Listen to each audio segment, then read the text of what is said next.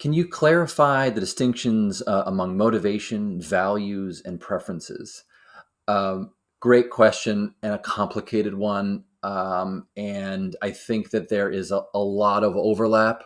I think the question a little bit, if you would talk to a lot of psychologists, would be a sort of a chicken and an egg question in some ways. Which comes first?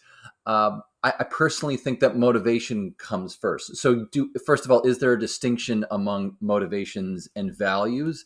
And yes, I think there is a slight one, right? I mean, you can have a value of honesty, or a value of service, or a value of being compassionate, or something along those lines. Um, and that might not necessarily be a motivation in some way, although maybe it is. So I think that the distinction among motivations and values is opaque at best.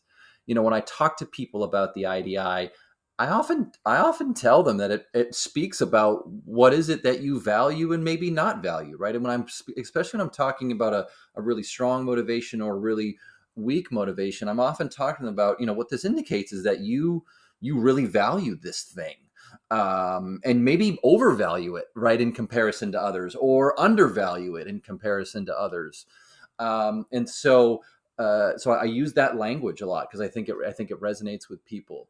Again, for me, I think that the motivation is just fundamental in terms of why we do what we do, why we react the way we react, have the expectations we have, so on and so forth. I think the concept of values might be a slight distinction, but I don't know that distinction is big enough for us as executive coaches or consultants to really try and parse apart, because I think it might be more confusing than anything else.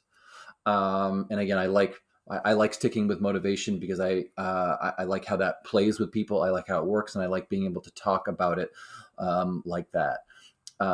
So that's for me the fact that there might be a slight distinction, but not a big one.